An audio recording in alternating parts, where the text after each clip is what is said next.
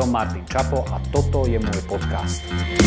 Odchod tých mladých ľudí je jednou z vecí, ktorá je asi našim najvážnejším problémom, ktorý máme. Ja mám návrh, on vlastne nič extra nestojí, nevyžaduje žiadne dodatočné prostriedky od štátu a dokonca aj čo sa týka zákonných zmien, je to iba o doplnkoch existujúcich zákonov, ktoré tam sú. Družstevné bývanie už dnes je vecou, ktorú ja viem predať ďalej. Viem predať do istého času, či už iba to moje členstvo, alebo do istého času môžem sám aj kúpiť danú nehnuteľnosť, potom nadobudnú do vlastníctva. Ale zrazu tu máme mladých ľudí, mladé rodiny, ktoré si môžu dovoliť kúpiť novostavbu, ktorá je o 18% lacnejšia, nemusia sa kvalifikovať na úver v zmysle akože proste súkromnej hypotéky, ale budú proste členmi družstva a ešte aj na down payment dostanú úver, ktorý bude od štátneho fondu za podstatne iných podmienok. Splátka úvodná pri tom hypotetickom 220 000 byte namiesto 45 000 bude 18.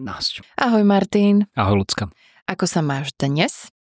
Mám sa tak úplne, že zaujímavo. Veľké veci sa dejú a stal som sa členom politickej strany SAS. Čože? Wow, gratulujem. Teším sa. To je A ja. Takže si na tej správnej strane. No, je dôležité niečo robiť. Hej, teším sa veľmi a potom to súvisí s našou dnešnou témou, ktorá sa volá Ako môžu nehnuteľnosti zachrániť Slovensko. A ja som tak chcela začať, že máme také zvláštne časy, žijeme také turbulentné obdobie.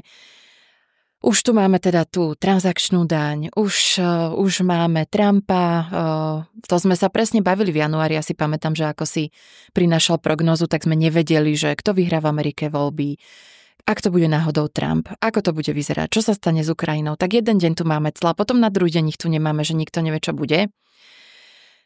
Tak. Ja som si tiež hovoril, však keď sme si robili témy, že čo budeme na podcaste riešiť, že už by bola aj na čase dať nejakú prognózu a za tým som si povedal, že a čo tam povieš? No nevieš. Ako nikto z nás ani len netuší, čo sa stane. Tak keď akože najmocnejší muž na svete jeden deň dá presne clá, druhý deň zoberie clá, jeden deň, to akože žijeme akože úplne non-stop stav neistoty. Áno. Treba povedať, že nehnuteľnosti stále sú takým bezpečným útočiskom, aj takým tým miestom, ktorému všetci veríme, na Slovensku obzvlášť. A práve preto je dôležité na tom, ako keby stavať našu budúcnosť. Nie na kadejakých iných veciach, akože treba sa na to pozrieť, že čo by nehnuteľnosti mohli spraviť, aby naša budúcnosť bola dobrá. OK, poďme sa na to pozrieť a na to, aby sme sa dostali k tej prítomnosti a budúcnosti, trošku sa obzrime za tou minulosťou. Ako sa dostupnosť bývania vyvíjala, dajme tomu v poslednej dekáde? Skús tak sa dostať cez ten prierez až po dnešok. No zhoršovala sa. Mali sme také krátke obdobie, kedy sme mali nízke úrokové sadzby, kedy ešte ceny neporástli tak, jak porástli. To bolo takéto predcovidové obdobie, kedy tá dostupnosť bola taká relatívne dobrá. Ale od toho momentu sa to začalo akože postupne zhoršovať. A teda boli tam také dve ingrediencie v tom celom. Tou jednou z nich bolo to, že sa naštartoval extrémne dopyt po nehnuteľnostiach, čo potlačilo ceny nahor, pretože ponuka tomu nestíhala a keďže ponuka je relatívne fixná, tak akože jediný spôsob, ako zareaguje, je potom cena na toto celé. No a potom nám sa to preklopilo do všetkých tých ďalších udalostí, kde sa zhoršilo aj celkové proste geopolitické, ekonomické prostredie, ktoré vyvrcholilo potom v tých zvýšených úrokových sadzbách. No a už sme tam, kde sme, že teda tá dostupnosť toho bývania je už relatívne zlá. Ale treba povedať, že to je problém, ktorý nemáme iba my. To je problém, ktorý je proste, že úplne všade. A za mňa akože hovoriť o tom, že bývanie sa zhoršuje dostupnosť, samozrejme treba to riešiť na strane ponuky, že podporujeme tú výstavbu, aby bola. To znamená, že potrebujeme mať k dispozícii pozemky, potrebujeme mať nejaké stavebné konania, ktoré sú rýchle, potrebujeme mať aj nejaké ceny materiálov, technológií a tak ďalej, ktoré nám umožňujú stavať proste v nejakých cenách a hlavne potrebujeme mať k dispozícii aj nejaké pozemky. No ale jak už bolo povedané v Supermanovi, pozemky je niečo, čo sa už nevyrába, tak nech sa už bude diať čokoľvek, my stále budeme v tej situácii, že tie ceny budú ako keby rásť. A tu je akurát dôležité dve veci. Aby ceny nerástli príliš rýchlo, čo je to, čo sme zažili pri tých 1% úrokových sádzbách a tak ďalej, a rýchlejšie, než by sa vyvíjali aj príjmy ľudí. A potom druhá vec je, aby ten rast cien nespôsoboval nejakú veľkú štrukturálnu dieru.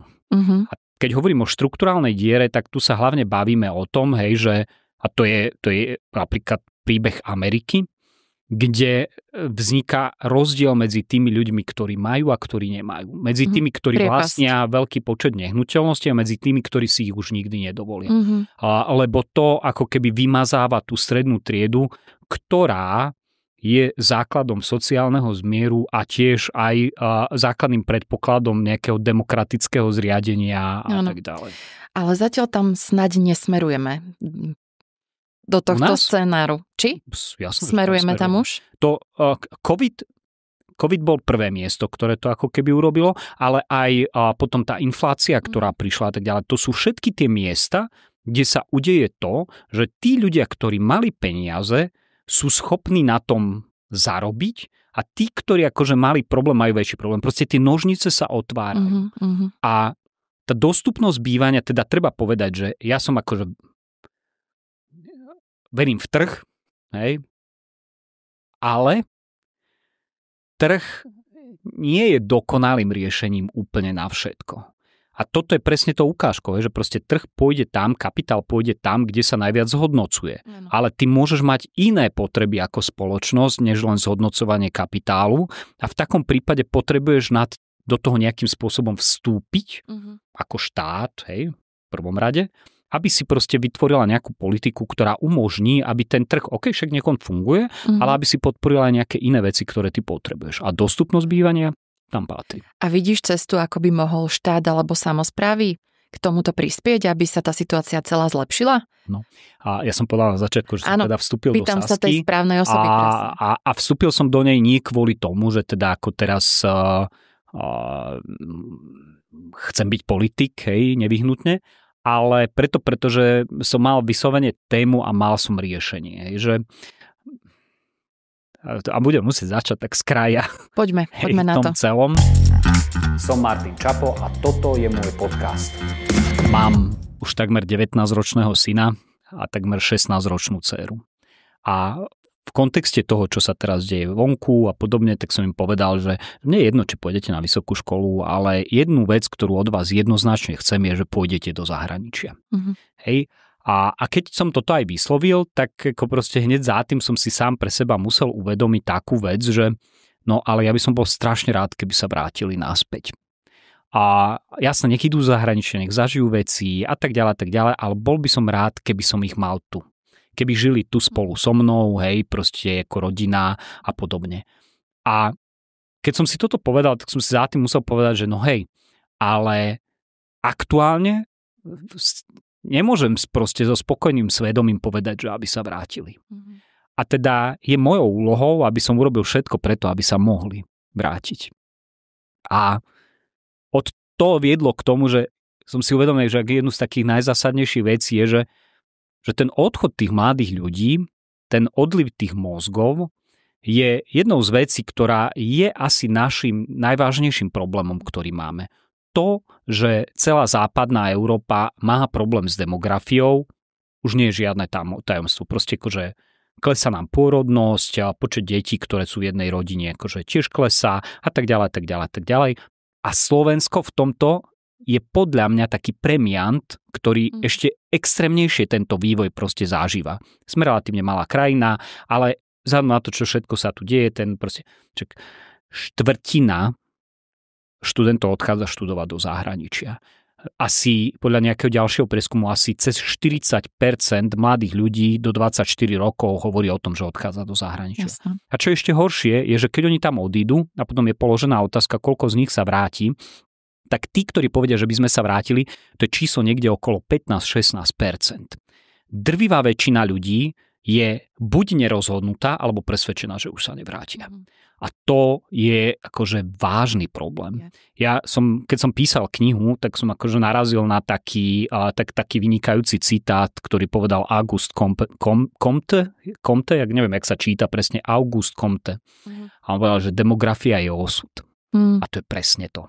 Hej, že my si to teraz neuvedomujeme, že my keď nezačneme riešiť tento problém dnes, my už ho nezachránime o 10 rokov. Jasné. Ale on sa nám opakuje, ten problém. No, opakuje. Hej, keď si zoberieš, že ja som 70, my sme 70. ročník, hej, proste tie silné. Ale my sme ešte nemohli odísť preč. My sme sa museli vrátiť. My sme sa aj museli vrátiť, hej, proste akože tá situácia bola úplne, že iná. Áno, to je pravda. Dnes je to presne tak, že dnes už nie je žiadna brzda, aby si proste odišla a nevrátila sa naspäť. Vieš, jazyky, Európska únia, podpora proste, a všetky tieto veci, akože môžeme rozprávať o čomkoľvek, proste už nie sú bariéry na to, aby si odišla žiť keď už sa bavíme o ničom inom, tak tu máš vieš, my sme ešte nemali mobilný telefón, keď sme odišli do zahraničia. Ja som bol v Austrálii, bol som v Anglicku, ale proste akože s kým sa spojíš, nikým, si tam a si sama. Áno. Hej, zažila som to, hej. Nič sa nedieje, hej. Proste, čiže je to úplne, že iná situácia. Úplne iná. Žijem to veľmi podobne ako ty. Ja už mám tú dceru na tej vysokej škole v zahraničí a z toho jedného zahraničia chce ísť potom ešte do ďalšieho oveľa vzdialenejšieho a druhá končí o rok, maturuje a takisto nechce zostať na Slovensku, takže viem presne, o čom hovoríš. No dobre, ale teraz to premietnem tak opäť na tú politiku. Vieš, my sme na Slovensku takí, že a tá vláda ďalšia, ktorá príde, ona nás už zachráni a my stále čakáme, že nás niekto tam vonku zachráni, namiesto toho, aby sme začali od seba. To tu nevyriešime teraz pri tomto stole, ale tam vonku sú voliči, ktorí nás počúvajú, tak ty si ten, ktorý ich potenciálne môže prísť s riešením vlastne v tejto otázke dostupnosti bývania. Si na to pripravený? Ja premostím akože z toho, že čiže máme problém demografický, ktorý akože môžeme my tu mať vývoj, môžeme mať neviem čo, keď nebudeme mať ľudí, máme problém. A samozrejme, akože aj imigrácia je nejakou časťou riešenia a bude ju treba podporovať nejakým spôsobom, ale týchto odchádzajúcich ľudí by sme mohli dostať naspäť. Robil sa taká štúdia, sa to volá Magnet na mozgy. A Magnet na talenty, tak sa to tuším volalo. A tam sa akože pýtali, že čo všetko by sa muselo udiať, aby sa tí ľudia vrátili a tak ďalej. Bolo tam nejakých akože 6 takých skupín vecí, prečo by sa vrátili. A hneď top of všetkého bolo, že sa vrátia kvôli rodine, kvôli priateľom, kvôli založeniu vlastnej rodiny a tak ďalej, tak ďalej. Čiže takéto postav dom, zasad strom, hej, a tak ďalej. To tu stále v nás je. Čiže to bývanie je v jadre, a jasné, potrebujeme mať dobré školy, potrebujeme mať stabilnú politickú situáciu. Všetky tieto veci, celý aj napríklad tá štúdia veľmi detail rozpracovávala rôzne politiky, ktoré musíš urobiť preto, aby si akože dostala ľudí a udržala ľudí na Slovensku. Ale veľa a komplikované z môjho pohľadu, aj keď tlieskam, všetky tie veci treba spraviť, ale bývanie je základná ľudská potreba, ktorú keď ty nejakým spôsobom fixneš, tak od toho sa odvíjajú všetky ostatné. Ja si osobne sám seba pamätám, že som stál pred rozhodnutím, či si kúpim byt, alebo pôjdem do zahraničia. A išiel som do zahraničia. Namiesto toho, aby som si ho kúpil. Ale bola to tesnotka. Viem, že mal som akože mojich rovesníkov, ktorí si kúpili a nikam nešli. A sú tu stále? Sú tu stále a proste, ale že bola to fakt ako proste tak sa to lámalo. A lámalo sa to na bývaní. A preto si myslím, že to bývanie je riešením pre nás v tomto celom. A keď teda, že čo s tým máme spraviť, tak ja som si to aj vymyslel, že ak by to mohlo byť správené, a však samozrejme nech mi ľudia oponujú a budem veľmi rád, keď sa tohto chopí ktokoľvek, pretože čím skôr to urobíme, tým lepšie. To, čo teraz, o čom sa točí a točí sa o tom už nejakú dobu, je štátom podporované nájomné bývanie. A to je ako keby taký projekt, ktorý vykopol Boris Kollár, proste v podobe bombastického oznámenia, že postavíme 50,000 bytov, čo je sci-fi, tak jak náš projekt diaľnic, takže to budeme mať za. Áno. A ešte aj teraz, keď o tom hovorí náš premiér Robert Fico, že budeme mať 5000 bytov v Košiciach nájomných, hej, tak to chcem vidieť kedy, hej, a akých a tak ďalej. Ale čo podstata je, že nájomné bývanie nerieši problém tento. Nájomné bývanie z časti rieši problém dostupnosti bývania, ale skôr taký štrukturálny a v čase. To je, ak ja ako obec potrebujem vyriešiť problém, aby som mal zdravotníkov v nemocnici, ľudí pri linkách, učiteľov v školách a tak ďalej. To je, na čo mi môže poslúžiť nájomné bývanie. Vlastníctvo je ale iná vec. Vlastníctvo je to, čo zakladá rodina a tak ďalej, a tak ďalej. Čiže my potrebujeme začať podporovať to vlastníctvo. Okay. A k tomu je potrebné postaviť trošku inú štruktúru, než je štátom podporované nájomné bývanie. Som Martin Čapo a toto je môj podcast. A potrebujeme k tomu samozrejme aj dostupné hypotéky, je tak? My ich máme dostupné. Akože 4% je úplne, že v pohode cifra, ktorú máme, ale my máme problém iný. Vieš, keď ceny porastli tak, jak porastli, tak napríklad down payment, tá úvodná splátka 20-25% z ceny danej nehnuteľnosti je strašne veľa peňazí, ktoré vyskladať ako mladá rodina alebo ako mladý človek trvá pre teba nejaký čas, ak teda nemáš rodinu, ktorá by ti bola schopná s tým pomôcť. A to ti zase, akože ty kým to dávaš dohromady, tak zase ti stále uniká proste to bývanie. To je jedna zložka toho celého. A druhá zložka toho celého je, že ty nie si schopná do toho nastúpiť, pretože tá celková výška proste tej ceny a tej splátky je taká, aká je, a ako keby ťa trošku diskriminuje. Ale ja mám návrh, ktorý je akože najvtipnejšie, on vlastne nič extra nestojí, nevyžaduje žiadne dodatočné prostriedky od štátu a dokonca aj čo sa týka zákonných zmien, je to iba o doplnkoch existujúcich zákonov, ktoré tam sú. A dozvieme sa ten plán v najbližšom predvolebnom pláne? Nie, ja už o tom komunikujem stále, všade a vrátim sa naspäť, že ak sa tohto v akejkoľvek podobe ktokoľvek chytí, ja budem strašne rád. Akože toto nie je, že ja budem rád, pretože to je, ono bude to vyžadovať veľa ľudí, bude to vyžadovať aj nejaký čas, ale oveľa kratší, než celý projekt nájomného bývania. Akože poviem v stručnosti, že o čo ide. A ide o to, že my už dnes máme na tom štátom podporovanom nájomnom bývaní zníženú DPH na 5%, pri novostavbách, ktoré idú do tohto projektu. No len toto je zvýhodnenie štátom, ktoré ide smerom k nie slovenským, ale cudzokrajinným fondom, ktoré takto môžu nadobudnúť vlastníctvo nehnuteľnosti novostavieb, ktoré následne budú prenajímať. Ja vravím, že tento istý benefit dajme bytovým družstvám, slovenským bytovým družstvám, ktoré nadobudnú novostavby do svojho vlastníctva. Áno. Na to, aby to tam nadobudli, nebudú potrebovať nič iné, iba klasický komerčný úver, ktorým banky poskytnú. Už takéto máme. Projekt družstevných bytov spravilo YIT, presne na Cvírne, ktorý sme hodnotili v kolaudátorovi a dostali úver od Slovenskej sporiteľne, bolo to bytové družstvo, všetko fajn. Jediný problém napríklad aj pri tomto projekte bolo to, že tie ceny boli relatívne vysoké. Čiže bavíme sa o tom, že bytové družstvo kúpi byty v novostavbe, ktoré budú, povedzme, nízkometrážne, ktoré budú v nejakom strednom a strednom nižšom štandarde, čiže v nejakých cenách, ktoré budú relevantné práve pre tie skupiny, ktoré potrebujeme podporiť a kúpia to so zľavou 18% na DPH. Prefinancujú klasickým úverom, žiadne dodatočné peniaze sme do toho nemuseli vkladať. Tieto družstva nebudú žiadne zahraničné fondy, budú to slovenské družstva, ktoré boli založené za tým účelom, aby vlastnili nejaké tieto a potom mali družstevníkov, ktorí spĺňajú isté kritéria. K tomu ešte prídem potom tej druhej časti.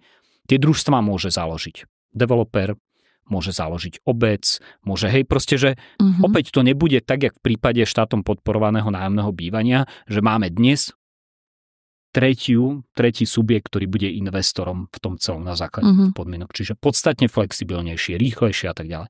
Teraz k tomu družstvu. Často sa u nás na Slovensku hovorí o tom, že a my máme veľký podiel vlastníctva nehnuteľností, hej, v zahraničí 40% sa prenajíma a tak ďalej. Ale toto nie je zlá vec, to je dobrá vec. To je to, čo proste opäť vlastníctvo zakladá úplne iný vzťah proste ku všetkému, než je ten nájom. Ja neviem, že nemá tu vznikať nejaký nájomný tento, nejaký pool, to áno, všetky tie veci súhlasím, ale vlastníctvo je dôležité.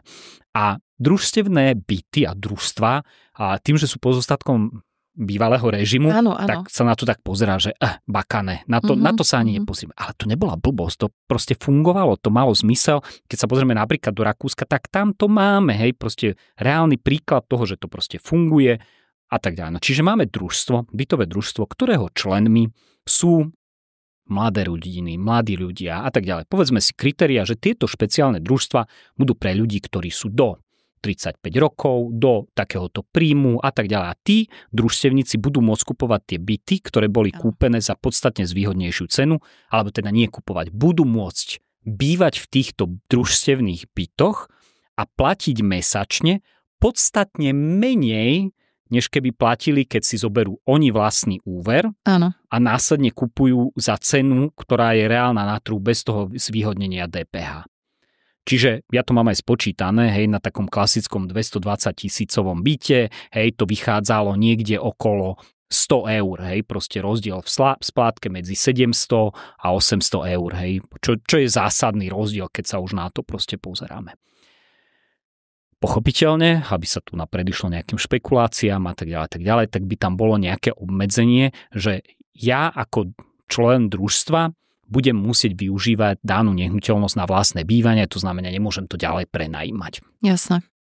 No, a teraz družstevné bývanie už dnes je vecou, ktorú ja viem predať ďalej. Viem predať do istého času, či už iba to moje členstvo, alebo do istého času môžem sám aj kúpiť danú nehnuteľnosť, potom nadobudnúť do vlastníctva. Čiže povedzme, ja budem mať stanovenú politiku, v rámci ktorej ja bývam v danom byte a ako povedzme budem takto platiť 10 rokov si ho môžem kúpiť za zostatkovú cenu, ktorá tam zostala. To znamená, zoberiem si klasický komerčný úver, hej, hypotéku, vyplatím to a bývam ďalej, je to moje vlastné. Nič mi neušlo, pretože som ho mohol kúpiť dnes, nie že trh sa hýbe a ja nemám šancu ho proste dobehnúť. Áno. Proste som schopný to urobiť.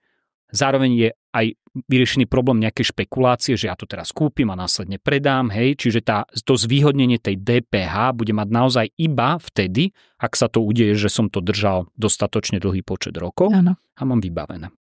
Je tam ešte tá malá zložka taká toho down paymentu, ktorý som spomenul a aj tam máme relatívne jednoduché riešenie. Je tu štátny fond rozvoja bývania. Štátny fond rozvoja bývania stále poskytuje zvýhodnené úvery presne pre mladé rodiny s výhodnou úrokovou sádzbou, s dlhšou splatnosťou a tak ďalej, tak ďalej. No len štátny fond rozvoja bývania napríklad, tuším, že minulý rok to bolo 50 miliónov, ktoré mal takto na úvery mladých. To nie je veľký počet úverov, ktoré môžeš dať. Čo keby štátny fond rozvoja bývania namiesto toho, aby poskytoval celý úver, keďže ten máme vyriešený tým družstvom, poskytoval iba peniaze na ten down payment. Hej, na tú časť 20%, 25%, ktoré musím oproti tomu danému úveru tam mať a dokonca nemusí ani na celú, hej, použijeme povedzme iba na polovicu toho celého.